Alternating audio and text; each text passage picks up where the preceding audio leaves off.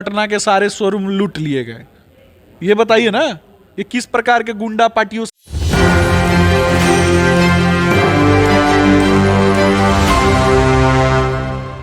नमस्कार, मैं नंदन, आप देख रहे हैं एक न्यूज़ 24। देखिए, इस वक्त हमारे साथ जुड़े हुए हैं भाजपा के ही प्रदेश प्रवक्ता सुमित शशांक जी। इससे पहले लालू प्रसाद यादव जी की हम बात करें तो आपको याद होगा कि नरेंद्र मोदी ने चुनावी रैली के दौरान कह दिया था कि मुसलमानों को धर्म के आधार पर आरक्षण नहीं मिलेगा, जिसको तिल का ताड़ बनाकर लालू प्रसाद यादव ने कहा कि मुसलमानों को आरक्षण मिलना ही चाहिए। जी हाँ, पहली बार नहीं है कि एक धर्म के प्रति लालू प्रसाद यादव का झुकाव हुआ है। शुरुआत से आप आंकड़े निकाल सकते हैं। इसको लेकर बात विचार हमने किया था। उसके बाद अभी की बात करें तो उनका एक ट्वीट आया है, जिस ट्वीट में उन्होंने लिखा है कि तीसरा जो चरण है वो बीजेपी के लिए कोढ़ में खुजली साबित होगा। क्या सुमित जी, कोढ़ में खुजली साबित होगा आप लोग के लिए तीसरा चरण? देखिए, जब देश की यशस्वी जनता और बिहार की यशस्वी जनता जब भारतीय जनता पार्टी के पक्ष में मतदान करती है तो ये कहीं ना कहीं जनता को गाली देने का काम कौन करता है? ये लालू जी करते हैं। और उन्होंने स्पष्ट रूप से बिहार की जनता को गाली देने का काम किया है।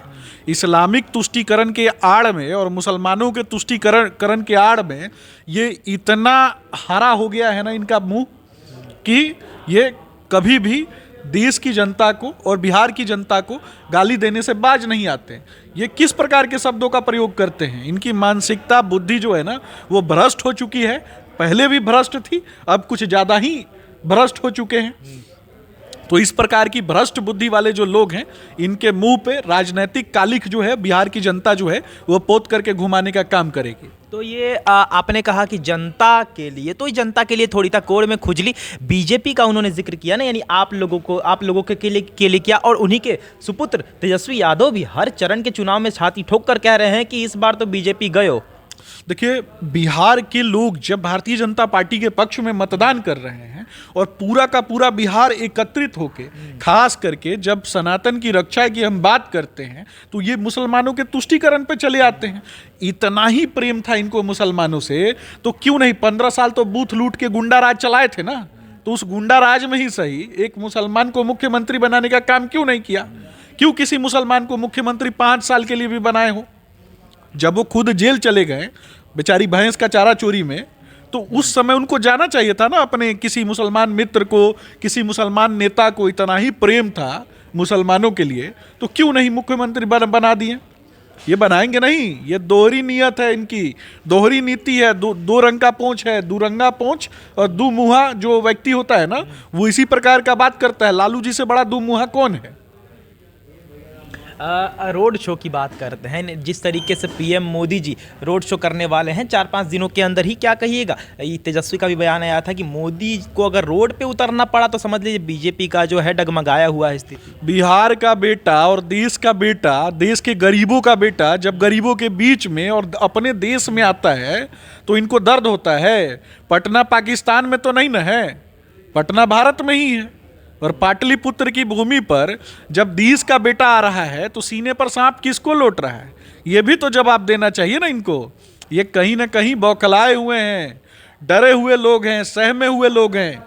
सबसे ज़्यादा बिहार में अगर कोई डरा और सहमा हुआ है अपने राजनीतिक भविष्य को लेके तो तेजस्वी जी हैं, क्योंकि विभिन्न घोटालों में फंसे हुए हैं। अब इनको भी जेल जाने की बारी है।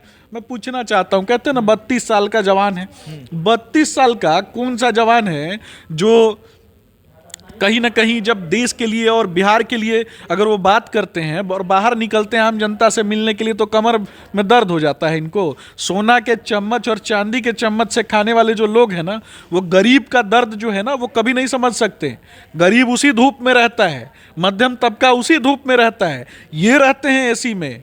इनके बाबूजी ने बिहार को लूटा और बिहार को लूट करके भैंसों का भूसा जो है ना उसको भी चोरी कर लिया। जो भूसा बेच के जिस व्यक्ति ने राजमहल बनाया हो और उस राजमहल में रहने वाला जो व्यक्ति है उसके दिमाग में तो भूसे ना भरा हुआ होगा, उसके दिमाग में कभी भी विकास थोड़े ना भरा हुआ होगा। तो भूसा भरा हुआ है तो भूसे वाली बात ही करेंगे। जब मुंह खुलेगा तो मुंह से गोबरे उगलेंगे। लेकिन अगर बात करें राजनीतिक करियर की, पूरे लालू प्रसाद यादव के परिवार की, तो क्या कहिएगा? उनकी पत्नी भी सीएम रही हैं, 2 बार फाइनेंस मिनिस्टर भी रही हैं। लालू प्रसाद यादव खुद सीएम रहे, उनके बेटे खुद सीएम रहे हैं, दूसरे बेटे मंत्री रहे हैं। अब सांसद बनने की भी तैयारी बेटियों में चल रही है। तो क्या कहिएगा? कुछ ना कुछ तो होगा ना कि राजनीतिक परिवार ही पूरा। देखिए, पूरा का पूरा परिवार जो है ना वो लुटेरों की मंडली है। ये आरजेडी का पूरा परिवार जो है ये लुटेरों की मंडली है। इसने न केवल बिहार को ठगा है, इसने सिर्फ इतना जान लीजिए ना कि लालू जी रेल मंत्री थे और रेल मंत्री रहने के समय में कार सेवकों की हत्या हो गई, कार सेवकों को जिंदा जला दिया गया और कार सेवकों को जब जिंदा जलाया गया तो इन्होंने कमेटी बनाई और खास करके एक धर्म को मानने वाले जो लोग हैं जिन पर केस था तो उसको बचाने का काम किसने किया? लालू जी ने किया। और जलने वाले कौन थे? सबसे ज्यादा ओबीसी थे और उस ओबीसी में भी लगभग 25 से ज्यादा लोग जो है ना वो यादव जाति के थे। तो जिन लोगों ने यादवों को, जिन लोगों ने ओबीसी को जलाया, वैसे ही लोगों को बचाया किसने? तो लालू जी ने बचाया। मतलब आप ये सीधा सीधा कह रहे हैं कि लालू प्रसाद यादव, उनकी पार्टी वो मुसलमानों की पार्टी है, यादवों की भी नहीं, यानी हिंदू में से किसी की भी नहीं, चाहे ओबीसी की बात करें या फिर किसी की भी। देखिए ये मुसलमानों के भी नहीं है, ये मुसलमानों के भी नहीं है। इन्होंने मुसलमानों को मानसिक गुलाम बनाया।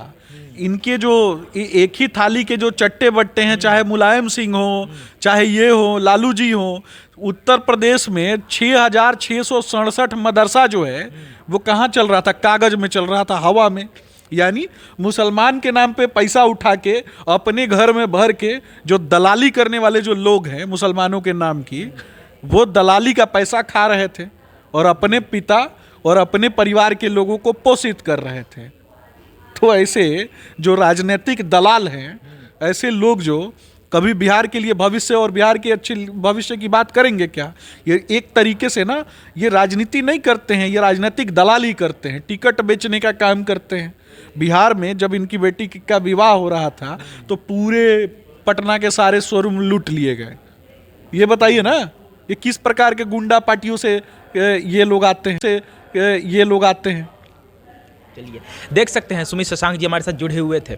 आज का जो मुद्दा था वो यह था कि बिहार के पूर्व सीएम लालू प्रसाद यादव का हाल ही में ट्वीट आया है जहां उन्होंने कहा कि बीजेपी तीसरे चरण के लिए कोड़ में खुजली साबित होगी, तीसरा चरण बीजेपी के लिए। उनका वो ट्वीट था, उसको लेकर सुमित शशांक जी से हमने बातचीत की कुछ दिन पहले की। अगर हम बात करें तो लालू प्रसाद यादव ने यह भी कहा था कि मुसलमान को आरक्षण मिलना ही चाहिए। पहली बार नहीं है, जब भी अगर अक्सर बात की जाती है एक धर्म की तो राजद और बीजेपी दोनों में एक टक्कर जैसा हो जाता है कि राजद जो है वो मुसलमानों की पार्टी है और बीजेपी जो है वो हिंदुओं की पार्टी है। बहुत सारी बातें होती है, चाहे हम सवाल करें राजद नेताओं से तो वो कवर करते हैं, बीजेपी नेताओं से भी हम बातचीत करते हैं तो ऐसा कुछ सुनने को भी मिलता है। लेकिन आज का जो मुद्दा था वो आप साफ तौर पर सुमित शशांक जी को सुन रहे थे, उन्होंने क्या कुछ कहा वीडियो में देख सकते हैं। तो ये थी आज की रिपोर्ट। बाकी ऐसे और तमाम खबरों के लिए हमारे साथ बने रहे और देखते हैं न्यूज़ 24। धन्यवाद।